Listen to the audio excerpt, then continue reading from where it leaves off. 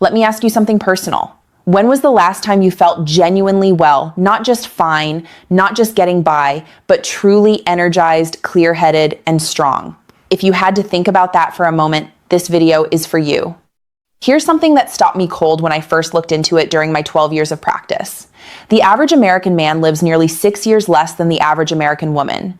6 years, that's not a small gap. That's grandchildren, retirement trips, moments with the people you love most. And the reason most people assume men take risks, men are reckless. But in all my years working with patients, I've learned that's not the real story. The real killers aren't dramatic. They're ordinary, they're quiet, and most men never see them coming. My name is Dr. Nerita, and today I want to walk you through the 5 habits that are genuinely shortening men's lives. And I promise you, number 1 will surprise you.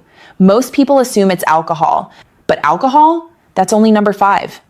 Before we go further, if you find this helpful, please hit like, subscribe, and drop a comment below telling me where you're watching from.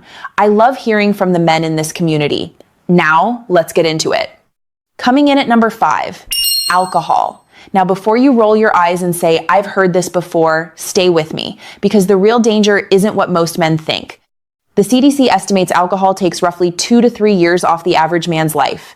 That sounds almost manageable, right? But that's the average. The men who binge drink, who pour 3, 4, 5 drinks on a Friday night after a long week, can lose 10, 15, even 20 years. Here's the part most men miss. The problem isn't drinking every day. It's the way American men tend to drink. It's the weekend pattern. It's going hard after holding it together all week. And that pattern, drinking fast, drinking to feel it, is exactly what overwhelms your liver. Your liver can only process about 1 drink per hour. When you push past that, liver cells start dying faster than they can be replaced. Inflammation builds. Fat begins accumulating in tissue that was never meant to store it. And after 40, I see this in my patients constantly. The liver's ability to bounce back slows dramatically. The same amount you handled at 25 does 2 or 3 times the damage at 55.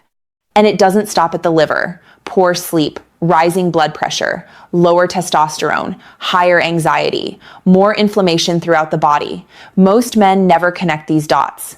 They just feel off and don't know why. The fix isn't perfection, it's awareness. Give yourself a couple of alcohol-free days each week. Slow down when you do drink. Give your liver a rest the morning after a heavier night. Small shifts, real results.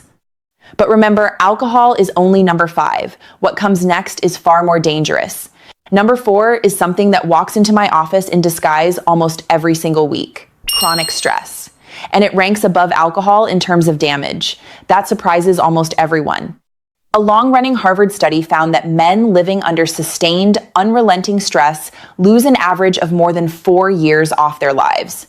But the number barely captures the reality of what's happening inside the body. When stress becomes your background noise, not a moment of pressure, but a constant hum that never switches off the hormone, cortisol floods your system. Short bursts of cortisol are protective. Long-term cortisol is corrosive. It weakens your immune system. It tightens blood vessels and strains the heart. It pushes blood sugar higher and higher. And it quietly destroys sleep quality, even when you're in bed for 8 hours.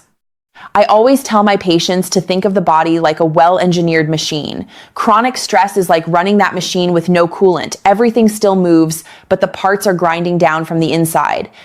And here's the cultural problem. So many men are taught to push through, to stay silent, to be strong by not talking about it. So they bottle it all up, and the pressure just builds. No release valve, no outlet, not an explosion, just a slow, invisible collapse. But chronic stress has a weakness. You don't have to solve everything to start healing. A genuine walk, an honest conversation with someone you trust, an hour doing something that actually brings you joy. These aren't luxuries, they're medicine. Give your nervous system permission to come down, and your body knows exactly how to respond. And remember, that's only number 4. The habits ahead are even more dangerous. Number 3 is the one that catches most men completely off guard: social isolation. And the dangerous part is how slowly it sneaks up on you. In their 20s, most men have full lives: friends, teammates, social circles. Then the 40s arrive. Work takes over, family becomes everything, friends drift, and one day, a man in his 50s looks around and realizes his entire world has narrowed down to just a couple of relationships, sometimes just one. We are not built for that. Human beings are wired for connection, and when that connection disappears, the body reads it as a threat. A landmark analysis of over 300,000 people found that social isolation raises the risk of early death by up to 50% a level, comparable to years of heavy smoking. Unlike cigarettes or alcohol, isolation leaves no visible mark. There's no diagnosis for it. It just creates a quiet emptiness, and that emptiness triggers real, measurable, biological damage. Inflammation rises. The immune system weakens. Blood pressure becomes harder to control. Self-care quietly falls apart. Social isolation doesn't mean living alone. It means having no one to be honest with, no one who truly knows what you're carrying. The good news? The body responds to connection almost immediately. One phone call to an old friend, one coffee on a Saturday morning, one community, one group, one team to belong to.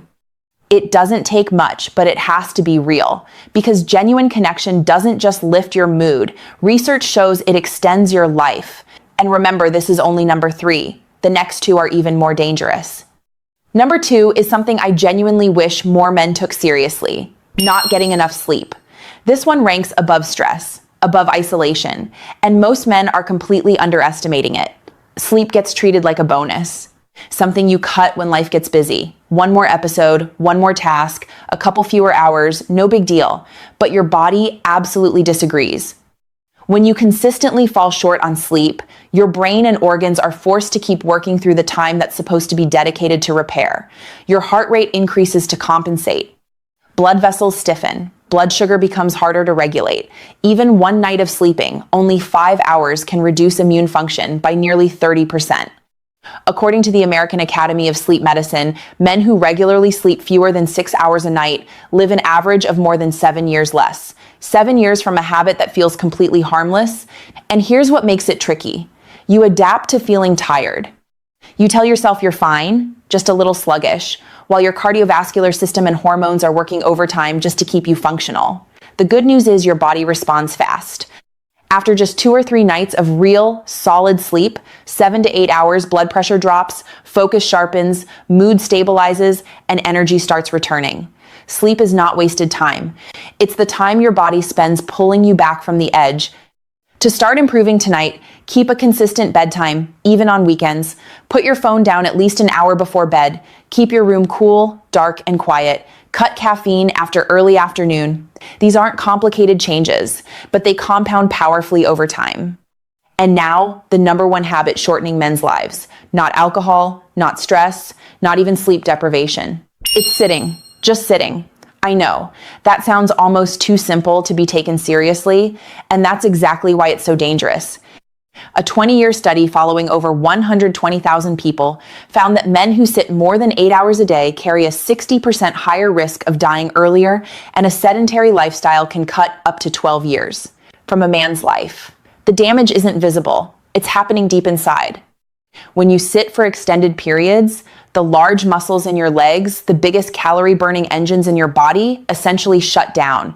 Blood pools in your lower body, circulation slows.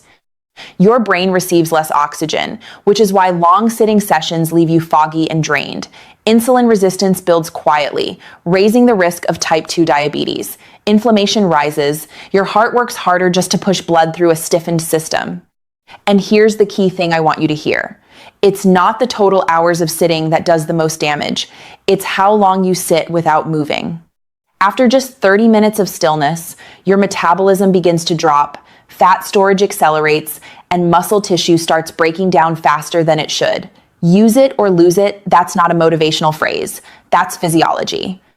But here's what I love telling my patients. You don't need a gym. You don't need a brand new routine. You just need to interrupt the stillness. Stand up every 30 minutes and move for 2 minutes. Walking after meals, even 5 minutes, makes a measurable difference.